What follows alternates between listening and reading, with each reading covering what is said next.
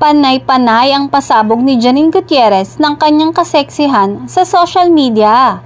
Kamakailan nga lang ay nag-post siya ng pictures na nasa swimming pool siya at naka-white bra and panty lang. Komento ng netizens, pasabog ang kaseksihan ni Janine habang deadma lang siya sa chikang nagkakamabutihan na sina Paolo at Kim.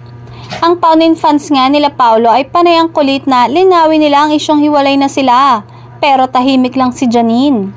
Mukha umanong walang pakialam si Janine kung magjowa na nga ba sina Paolo at Kim. O deadma lang si Janine dahil kung magre-react siya, ay makakatulong lang yon sa bagong serye ni na Paolo at Kim, ang What's Wrong with Secretary Kim. Komento ng ilan, ay paano namang magre-react si Janine sa closeness ngayon ni na Paolo at Kim?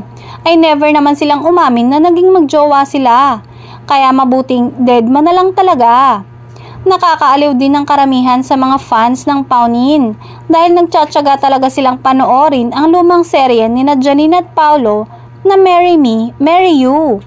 Pati old videos na magkasama ang Paunin ay pinapanood nila ulit.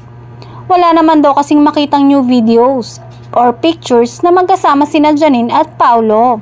Kaya nagtsatsaga na lang sila sa luma at nakakahappy pa rin daw. Samantala, suportado pa din naman daw nila ang kanya-kanyang karera ng kanilang idolo.